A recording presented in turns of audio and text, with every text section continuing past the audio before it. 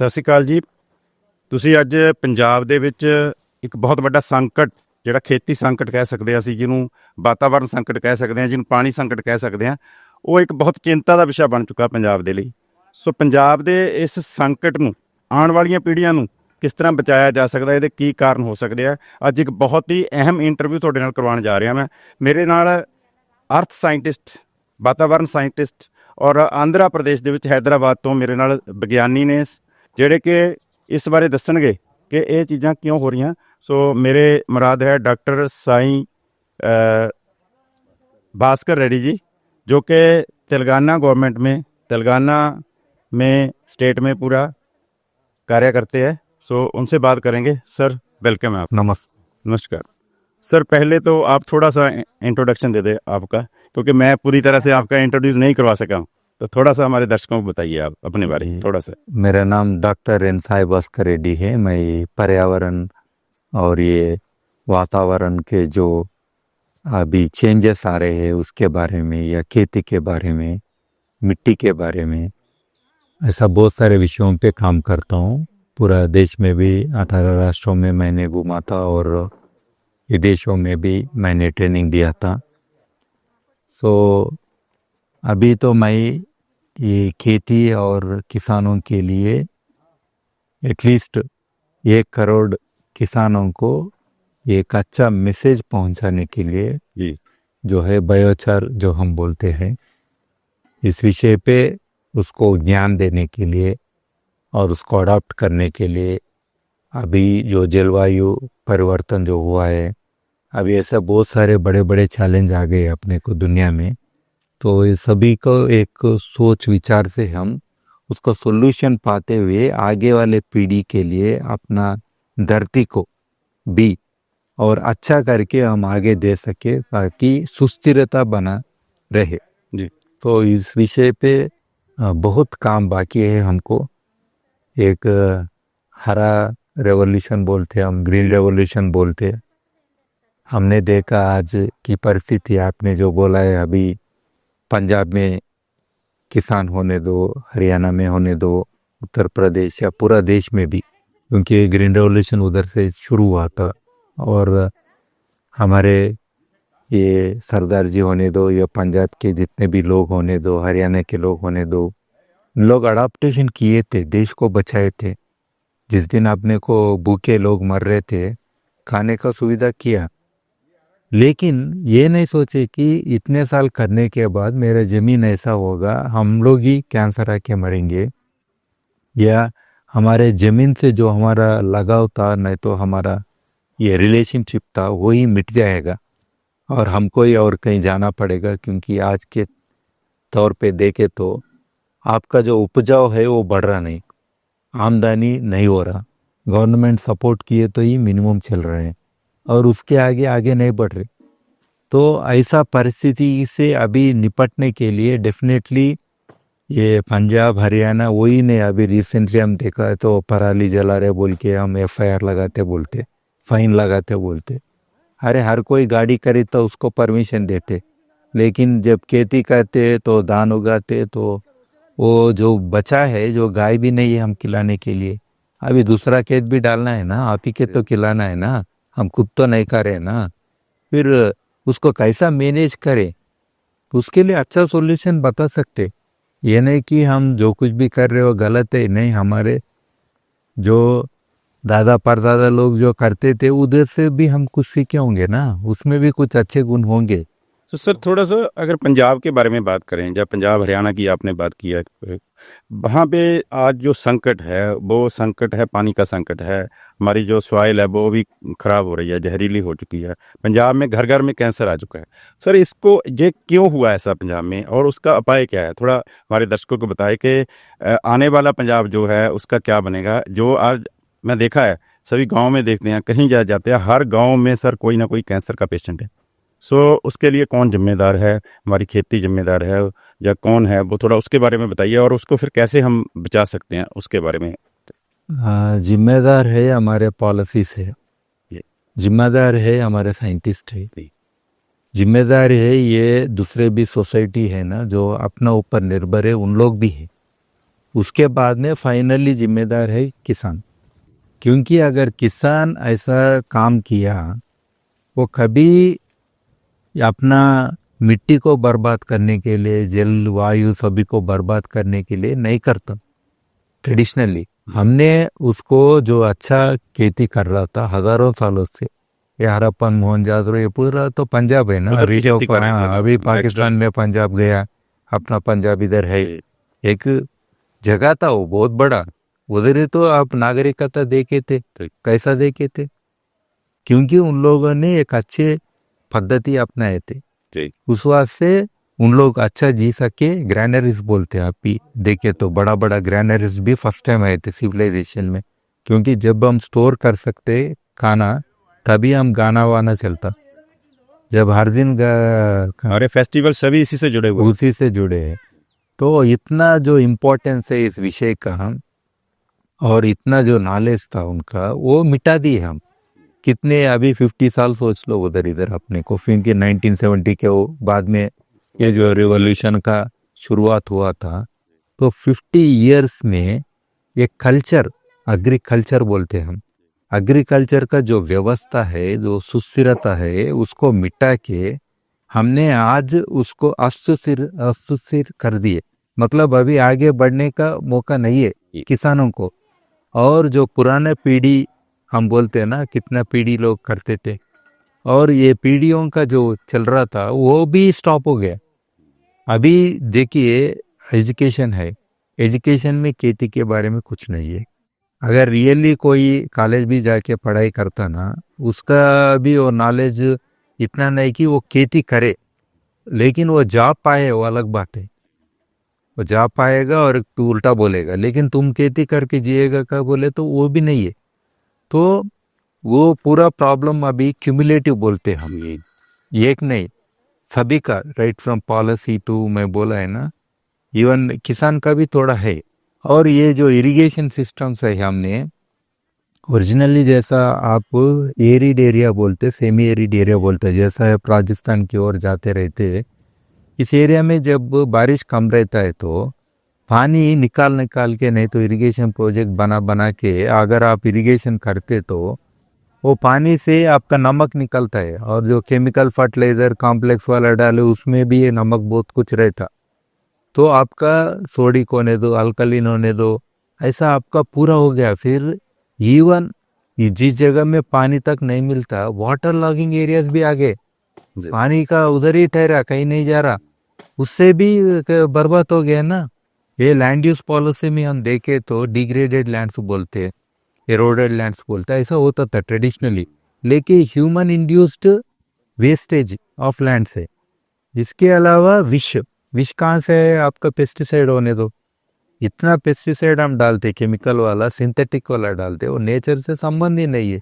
अभी वो इतना फैल के कोई भी अगर गांव का पानी डायरेक्टली खेती में से ऐसा पानी पीने लायक नहीं है। अगर सांप भी पी रहा है ना, जिसका विष अपने को गए तो हम मरते बोलते, सांप भी मर रहा है खेत में, मेंढक गया, सांप गया, और सब कुछ मर रहा है, बर्ड्स भी जा रहे हैं, बर्ड्स भी जा रहे।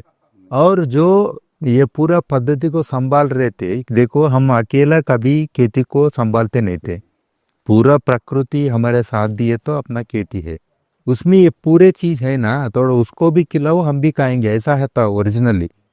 वो नहीं है अभी सिस्टम, हम उसको भी नहीं खिला रहे, वो भी अंत हो गए, हम भी अंत हो गए।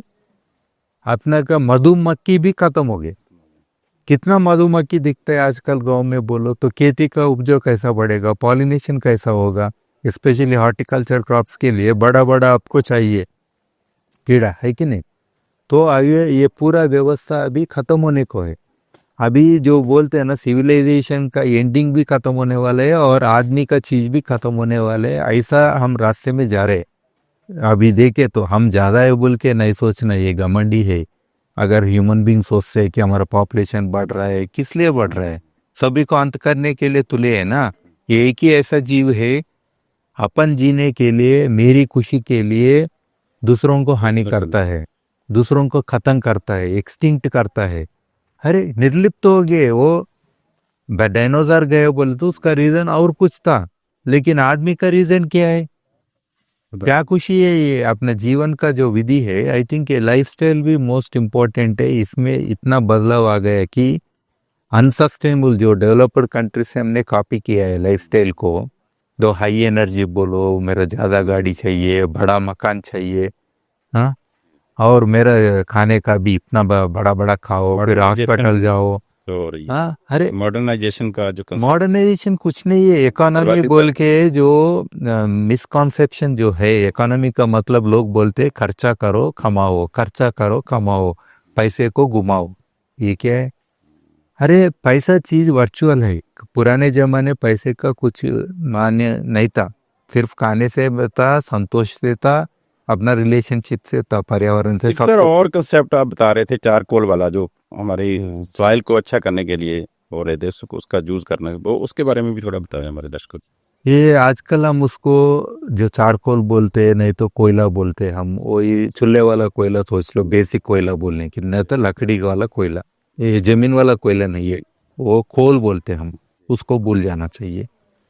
ये क्या है, अभी दुनिया को बचाने के लिए कोई मटेरियल है बोले तो ये चारकोल एक ही है। इसको हम बायोचार बोल रहे हैं आजकल, क्योंकि इसमें इतने अच्छे गुण है कि आपका विष भी पकड़ लेगा। जो पानी में विष है, देखो आपके घर घर में पानी का फिल्टर है, उसमें भी चारकोल फिल्टर, कार्बन फिल्टर है ना आपका। फिर आपका खेती में भी डालो, मिट्टी में जितना भी विषैली पदार्थ हम डालते गए कुछ सालों से, उसको भी पकड़ लेगा, है कि नहीं। और इसके अलावा वो मॉइस्चर पकड़ेगा और एमिशंस पकड़ेगा, जो मीथेन ऐसा वायु निकलते हैं ना, नाइट्रस ऑक्साइड, उसको भी पकड़ेगा। पकड़ के वो क्या करेगा, उसको फिर अच्छा बनाएगा। इसमें अपना छोटे छोटे सूक्ष्म जीव जो है, अभी तो टूथब्रश में भी ऐसा देख रहे हैं, क्रीम्स वगैरह। कल्चरल में वही तो प्रॉब्लम है। जब पहले जमाने में हर कोई वो अपना ये होता है ना कौड़ंग का केक, हाँ, उसका वो कोयला बना के हम कर रहे थे, अच्छा करते थे। हमारे घर वाले कभी बच्चों को नहीं बोलते अरे ये क्या कर रहा है, ऐसा नहीं, ये करो बोल के देते थे। अभी क्या हो गया, जब से ये सफेद वाला आ गया पूरे मटेरियल्स, वो आने के बाद क्या हो गया, लोग वो सोचने लगे कि सफेद दांत के लिए सफेद वाला मंजन करना है, ऐसा लॉजिक लेके आए।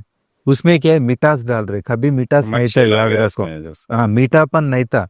जो शुगर वाला है, सुबह सुबह शुगर अंदर डाले तो क्या आता, थोड़ा अंदर भी ज्यादा होगा ना, तो उल्टा है, तो ये नहीं था। लेकिन अभी हम ऐसा चीज बना दिए लोगों को, और बोल रहे हैं कि इसके वास्ते आपके दांत ठीक है। अभी दांत वाले डॉक्टर बढ़ गए कम हो गए। वैसे ही हम हर एक क्षेत्र में, जैसा साबुन में भी डाल रहे और शैम्पू में भी डाल रहे और फेस मास्क में भी डाल रहे, ब्यूटी से लेके आपका एयर पोल्यूशन को कंट्रोल करने के लिए, पानी का पोल्यूशन कंट्रोल, मिट्टी का ये उपजाऊ बढ़ाना या पोल्यूशन खत्म करने के लिए, हर एक क्षेत्र में, इवन कंस्ट्रक्शन में मेरे पास आपको दिखाएगा बायोचार ब्रिक्स। ये बाहुबली ब्रिक्स बोलो, क्योंकि बाहुबली भी उतना नहीं उठा था, मेरा ब्रिक उठा सकते क्योंकि हल्का हो गया ये, क्योंकि वो क्वांटिटी में मैं 11 किलो तो भी होता मिनिमम, ओनली सीमेंट वाला बने, तो उसमें जब बायोचार डाल के बने अराउंड 5.5 केजेस हो गया। इससे क्या होता, अपन कंस्ट्रक्शन जब बड़ा बड़ा बिल्डिंग बना रहे, और ये ब्रीथेबल ब्रिक्स है, देखो आपका पोल्यूशन पूरा लेता है। कोई भी घर में भी ऐसा प्रॉब्लम है कि उल्टा पोल्यूशन देने वाले घर है, लेकिन पोल्यूशन को पीने वाला नहीं है, कॉस्टली भी नहीं है। हाँ, कॉस्टली बोले तो इनिशियली थोड़ा लगता है, लेकिन जो मेंटेनेंस है लॉन्ग टर्म देखे तो, क्योंकि प्लास्टिंग हम नहीं करते, ऐसा दूसरा अदर विषय देखे तो definitely this is one of the best. इसी में अगर सब्जी भी लगाते हैं घर बांध के, आपका सब्जी ज्यादा दिन रहेगा बिना खराब हुए, वो भी बोल रहा हूँ मैं गारंटी के साथ। कार्टून वगैरह में ऐसा यूज किया तो ज्यादा, हाँ, एमिशंस पूरा खींच लेता है, प्रिजर्वेबिलिटी बोलते हैं हम। रेफ्रिजरेटर लगाओ, वो लगाओ, ये लगाओ, इसकी जरूरत नहीं है। तो सर अगर थोड़ा पंजाब के बारे में भी और बात करें, अभी जो संकट की मैंने बात की है, सो उसका प्रिवेंशन कैसे हो सकता है, क्या करना चाहिए लोगों को, किसानों को क्या करें कि हमारा आने वाले जो पीढ़ी है वो बचे, उसका बचाव हो। देखो, पंजाब के किसान हैं, बहुत अच्छे लोग हैं, ग्रीन रेवोल्यूशन में भागीदार लिए। ये एक बार मेरे बात सुनो, ब्लैक रेवोल्यूशन में आ जाओ। ब्लैक का मतलब हम बायोचार के बारे में बात कर रहे, और ब्लैक का मतलब कार्बन भी है, हमारा हवा में जो कार्बन है उसको प्रतिशत कम करना है, नहीं तो ग्लोबल वार्मिंग से अभी देखो अमेरिका भी जल रहे हैं जी। क्योंकि इतना गर्मी हो गया, कोई भी पेड़ लगाओ आपका जो यील्ड है उसमें भी कमी आ रही है कि नहीं? सिर्फ पानी एक ही नहीं, आपने को दूसरा भी देखना है, टेम्परेचर भी देखना है क्लाइमेट ना। चेंज भी हो रहा है, उसका Exactly. इम्पैक्ट पड़ रहा है इस पे। ये क्लाइमेट चेंज इम्पैक्ट से अभी कोई भी बाहर नहीं जा सकता। अभी इसके लिए ब्लैक रेवोल्यूशन में अभी हमारे किसान डेफिनेटली इसके मूवमेंट चाहिए, जैसा गांधी जी वो साल्ट सत्याग्रह बोलते हैं, नमक का सत्याग्रह किया है, जैसे ही अपन भी ये बायोचार का सत्याग्रह टाइप हम पूरा घूमना है, पूरा गांव गांव घूमना है, उनको दिखाना है, देखो ये पानी है आपका, इसमें मैंने ये डाला है बायोचार या कोयला, अभी ये फिल्टर हुआ, इसको टेस्ट करो अच्छा हुआ कि नहीं, ऐसा दिखाना है, प्रैक्टिकली दिखा के उसको अपनाना है, ताकि इनका पर्सनल हेल्थ भी ठीक हो जाए, पर्यावरण भी ठीक हो जाए, फिर मिट्टी भी ठीक हो जाए, फिर उपजा भी 2 गुना 3 गुना, मैंने जो रिजल्ट्स दिखाए हैं उसमें 5 गुना भी अच्छा हुआ था, 5 गुना, कम नहीं है ना वो 5 गुना बोले तो ये चरित्र हम बना सकते, क्योंकि एक अपॉर्चुनिटी है अपने को। इवन गवर्नमेंट भी मैं बोल रहा हूँ, उन लोग ये हमारा साइंस है क्या, नहीं, ये आपका नहीं है, एक डिपार्टमेंट का नहीं है, क्योंकि इसमें क्लाइमेट चेंज साइंटिस्ट आता है, एनवायरमेंटलिस्ट आता है, अपना किसान एग्रीकल्चर वाले आते, हर कोई साइंस वाले रहते इसमें। तो एक बार सोच लीजिए, अभी बायोफ्यूल पॉलिसी बनाया है, अब बायोचार का भी पॉलिसी बनाइए किसानों के लिए, उनको योगदान दीजिए, पराली आप जला रहे बोल के उनको जेल में डालने की जरूरत नहीं है, उसको कैसा अच्छा बनाना सिखाओ, वो इम्पोर्टेंट है, जो काम कर रहे बदल हैं होना उन्हें चाहिए। पॉजिटिविटी लाना इम्पोर्टेंट है, उसको रोकने की आपका कुछ दम नहीं है, क्योंकि आपका साइंस में ये दम नहीं है कि बोलने के लिए जब भी मैंने कोयला मिट्टी में डाला है मेरा खेती बर्बाद हुआ, ऐसा किसी किसान को नहीं लगा, अगर लगता है तो वो क्यों जलाता है, ये कॉमन सेंस है ना, खुद अपने आप नेगेटिव तो नहीं करता है ना कोई भी, जब किसान नेगेटिव नहीं कर रहे तो आप क्यों बोल रहे हो वो नेगेटिव है बोल के। ठीक है, प्रदूषण आ रहा है, उसको कम करने के लिए हम टेक्नोलॉजी बताएंगे, हमारे पास लोएस्ट कास्ट टेक्नोलॉजी से लेके हाई कॉस्ट भी टेक्नोलॉजी है, उसमें आप इंसेंटिव दे दीजिए, वो अडॉप्ट करने दीजिए। ये एक, क्योंकि जब पेड़ उगाते हैं तो हम सिर्फ वो जो बीज आते हैं वो बीज के लिए काम नहीं करते, पूरा पेड़ के लिए काम करते ना, फिर सिर उठा के आप सिर ही बेचते, मतलब जो बीज आता है वही बेचते, फिर नीचे का बॉडी को क्या हुआ, उसका भी वैल्यू है आज बायोफ्यूल्स में। आप देखो बायोगैस प्लांट भी बोलो, पूरा एथेनॉल प्लांट बोल के बोलो, नहीं तो ब्रिकेटिंग पेलेटिंग, ऐसा बहुत इंडस्ट्रीज आए, वो भी आ रहा है ना, वो भी तो फाइनली जला रहे हैं ना, फिर उनको भी पकड़ो ना, फिर आप जो पेलेट भी जलाए तो उसको भी पकड़ो ना, उधर नहीं पकड़ते, पराली जलाए तो पकड़ते, ब्रिकेट जलाए तो नहीं पकड़ते, ये क्या सर लगता आप है? समझते हैं कि बायोचार जो है वो भविष्य है खेती बाड़ी का? परफेक्ट है, मैं बोल रहा हूँ, क्योंकि 2005 से मैं पायनियर हूँ इंडिया में, जो शुरू किए अभी तक बोलता रहा, किसका ऊपर किताब लिखा है, अभी मैं बोल रहा हूँ पिछले 1 साल में 10 स्टेट से मुझे लोग बुलाए थे, हजारों में लोगों को मैंने ट्रेनिंग दिया है, और मैं वीडियोस भी बना रहा हूँ इसका ऊपर, और लाखों में देख रहे। अगर सर आपका जो यूट्यूब चैनल है उसके बारे में बताओ तो दर्शकों उसको देखकर कोई मुझसे जी, ज़्यादा- मेरा 2 है बायोचार चैनल, ये आप यूट्यूब में डालने से वो चैनल मिल जाएगा। जी। इसके अलावा biochar.com बोल के एक वेबसाइट है, इधर भी आपको मिलेगा, नहीं तो मेरा नाम डॉक्टर साई भास्कर रेड्डी बायोचार बोल के मारने से मेरा पुराना भी बहुत सारा मैं शेयर करता रहा, क्योंकि मैं ओपन नॉलेज पे काम कर रहा हूँ, मैं जो कुछ भी बोलता हूँ वो पेटेंट नहीं लेता, कॉपीराइट नहीं लेता, मैं ओपनली रखता हूँ, कोई भी अडॉप्ट कर सकता, और इसमें टेक्नोलॉजी भी जो मैंने बनाया 7-8 टेक्नोलॉजी बायोचार का विधि बनाने का, वो भी आप अडॉप्ट कर सकते, और अपने गवर्नमेंट के मुताबिक या लोकल रूल्स के मुताबिक आप काम कीजिए, जैसा फॉरेस्ट का स्पीसीज यूज नहीं करना, मैं भी बोलता हूँ यूज मत करो, लेकिन अपना पराली यूज करने में कौन रोकता है, मैं बोलता हूँ आप तो ब्रिकेट के लिए बेच सकते हैं, उधर तो कोई नहीं रोक रहा, तो आप उसको ठीक तरह से कर लीजिए, अपने केस में डाल लीजिए ना। तो ऐसा हम अडॉप्टेशन भी सिखाते, ये पूरा वीडियोस में हिंदी इंग्लिश तेलुगु में रहते हैं, आप वो पूरा देख सकते, इससे डेफिनेटली आपको एक इसके बारे में सोचना समझना अंडरस्टैंडिंग होना कंप्लीट हो जाएगा, और इसके अलावे भी आगे आप छोटा एक्सपेरिमेंट कीजिए, देखो हर एक किसान को मैं पीएचडी देना चाहता हूँ, क्योंकि 5 साल भी खेती करता है ना, उसका नॉलेज है, उसका अंडरस्टैंडिंग है, वो हाईएस्ट है, छोटा नहीं है। कोई भी नौकरी क्यों करते, वो आसान है बोल के, खेती करना आसान नहीं, उल्टा बोलता हूँ मैं, भाग रहे लोग अभी ये करना बाद में, नहीं तो हाईएस्ट प्रोफेशन तो खेती है ना लॉजिकली। जो अन्न दे रहा है वो भगवान स्वरूप है, भगवान को हम नहीं देखते, जिसको रियली भूखा है उसको अन्न ही भगवान लगता है ना, वो हम दे के आपको खिला रहे हैं शहरों में लोगों को।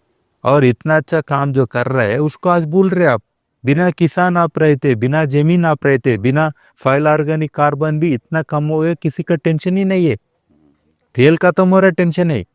फाइल ऑर्गेनिक खत्म हो रहा है, कार्बन खत्म हो रहा है, उसका टेंशन नहीं है। फास्फोरस, ये जो मिनरल्स है वो कितना मिलेगा अपने को, नहीं तो जमीन में वो भी तो उसको उपलब्ध नहीं हो रहा है ना, उसको कैसा कराना है।